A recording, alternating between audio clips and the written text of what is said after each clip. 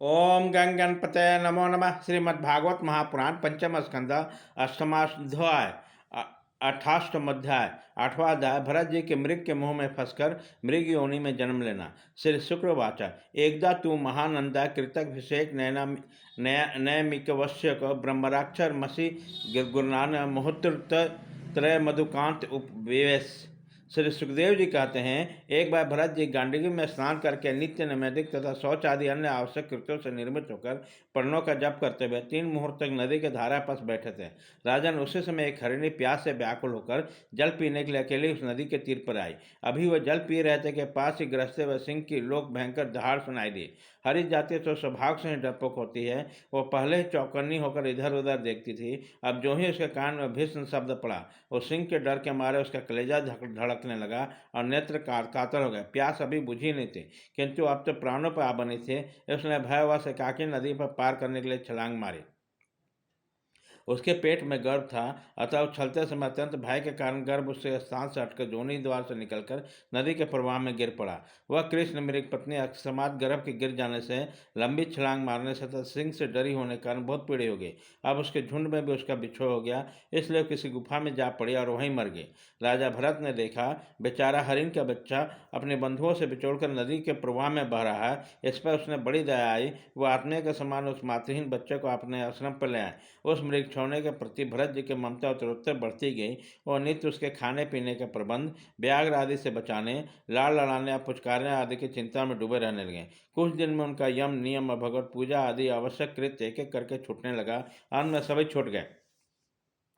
उन्होंने ऐसा विचार रहने लगा, अहो कैसे खेद की बात है। इस बेचारे दीन मृग छोनी को काल चक्र के बेग से अपने झुंड शोर और बंधुओं से दूर करके मेरी शरण में पहुंचा दिया। ये मुझे ही अपना माता पिता भाई बंधु और ऋतु के साथी संगी समझता है। इसे मेरे सिवा और किसी को पता नहीं है। मुझ में इसका विश्वास भी बहुत है। मैं भी शरणागत को उपेक्षा करने में जो दोष उससे जानता हूँ, इसलिए मुझे अब सब अपने शासित सब प्रकार की दोष बुद्धि को छोड़कर अच्छी तरह पालन पोषण और प्यार दुलार करना चाहिए। निश्चय ही शांत स्वभाव और दिनों की रक्षा करने वाले परोपकारी सज्जन ऐसे शरणागत की रक्षा के लिए अपने बड़े बड़े से स्वार्थ की परवाह नहीं करते।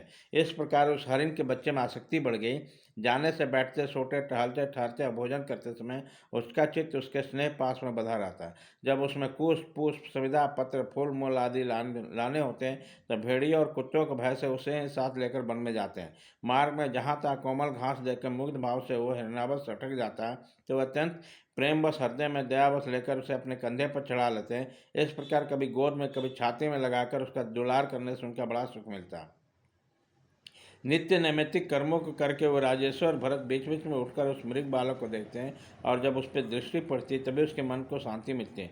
उसी समय उसके लिए मंगल कामना करते हुए कहने लगते हैं, बेटा सर्वत्र कल्याण हो। कभी यदि वो दिखाई नहीं देता तो जिसका धन लुट गया हो, उस दिन मनुष्य के समान उसका चित्त अत्यंत उद्विग्न हो जाता, और फिर वो हरिण के बच्चे के विरह से व्याकुल एवं संतृप्त होकर करुणावश अत्यंत उत्खट्टित होकर मोहविष्ट हो जाते हैं तथा शोकमग्न होकर इस प्रकार कहने लगे, अहो क्या कहा जाए। क्या है मातृहीन दीन मृग शावक दुष्ट बहलेके से बुद्धि वाला मुझ पुण्यहीन अनाज को विश्वास करके मुझे अपना मानकर मेरे किए हुए अपराधों को सत्पुरुष के समान बोलकर फिर लौट आएगा। क्या फिर मैं उसे आश्रम के उपवन में भगवान की कृपा से सुरक्षित रहकर निर्विघ्न हरी भरी धूप चरते हुए देखूंगा। ऐसा न हो कोई भेड़िया कुत्ता गोल विचरने वाला शुक्र आदि अथवा अकेले घूमने वाले व्याघ्र आदि उसे खा जाए। अरे संपूर्ण जगत के कुशल के लिए प्रकट होने वाली वेदत्रयी भगवान सूर्य अस्त होना चाहते हैं, किंतु अभी तक वो मृगी को ध्रुवर लौटाकर नहीं है। क्या हिरण राजकुमार मुझ पुण्यहीन के पास आकर अपने भांति भांति के मृग कौशिक को मनोहर दर्शनीय किरणाओं से अपने स्वजनों को शोक दूर करते हुए मुझे आनंदित करेगा। अहो जब कभी मैं प्रणपद खेल में झूठ मूठ समाधि माने आंखें मूंद के बैठ जाता, तब चकित चित्त से मेरे पास आकर जल बिंदु के समान कोमल और नन्हे नन्हे सिंहों के नोक से किस प्रकार मेरे अंगों में खुजलाने लगता है। मैं सभी कुशों पर हवन सामग्री रख देता हूँ, तो अभी अपने दांतों से खींचकर अपवित्र कर देता, तो मेरे डांटने डबड़ने पर अत्यंत भयभीत होकर वो सारी उछल के उदल छोड़ देता और ऋषि कुमार के समान समस्त इंद्रियों को रोककर चुपचाप बैठ जाता। फिर पृथ्वी पर उस मृग चाव के खुर के चिन्ह कहने लगे, अहो इस तपस्वी ने धरती पर ऐसा कौन सा तप किया है जो इस अति विनीत कृष्ण सार किशोर के छोटे छोटे सुंदर सुखकारी और सुकोमल खोरों वाले चरणों के चिन्हों से मुझे, जो मैं अपना मृग धन लूट जाने से अत्यंत व्याकुल और धीन हो रहा, उसे द्रव की प्राप्ति का मार्ग दिखा रहा और स्वयं भी अपने शरीर को सर्वत्र उन पंचसिद्धों से विभूषित कर स्वर्ग और अपवर के इच्छित बीजों के लिए यज्ञ स्थल बना रहा।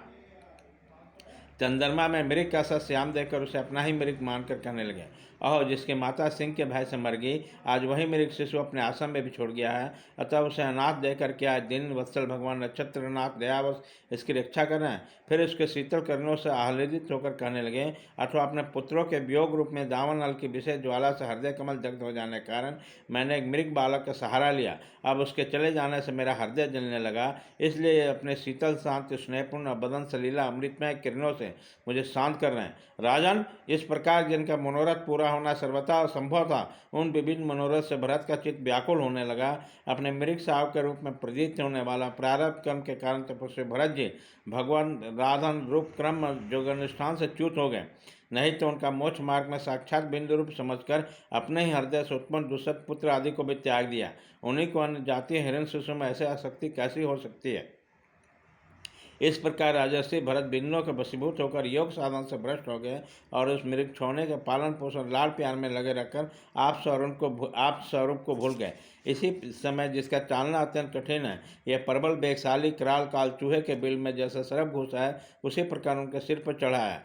इस तरह वह भी हिरण शावक के उसके पास बैठा पुत्र के समान शोकातुर हो रहा था। वह उसे इस स्थिति में देख रहे थे जैसे उनका चित्त उसी में लग रहा था। इस प्रकार आसक्ति में मृग के साथ उनका शरीर भी छूट गया।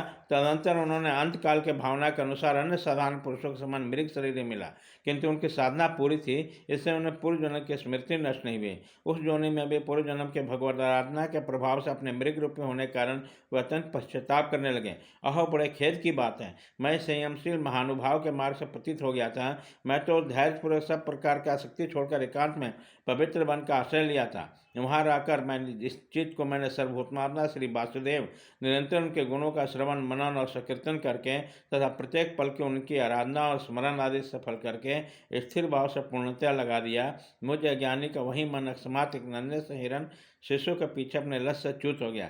इस प्रकार मृग बने राजर्षि भरत के हृदय में जो वैराग्य भावना जागृत हुई, उसे छिपाए रखकर उन्होंने अपनी माता मृग को त्याग दिया और अपने जन्म जन्मांतर कालंजर पर्वत में फिर शांत सभा मुनियों के प्रिय वो शालिग्राम तीर्थ में जो भगवान का क्षेत्र है पुलस्त्य पुलह ऋषि के आश्रम पर चले आए। वहाँ रहकर वो काल की प्रतीक्षा करने लगे। आसक्ति से उनके बड़ा भय लगा। बस अकेले रहकर वो सूखे घास पात झाड़ियों द्वारा निर्वाह करके मृग योनि को प्रारब्ध करने वाले प्रारब्ध के क्षय की बाट रखते रहे। अंत में उन्होंने अपने शरीर का आधा भाग गंडकी के जल में डुबाया रखा और उस मृग को शरीर को छोड़ दिया। इति श्रीमद्भागवते महापुराणे पारमहंस्यां संहितां पंचम स्कंदे भरत चरित्र अष्टमो अध्याय। भरत जी के मृग के मुंह में फंसकर मृग योनि में जन्म लेना।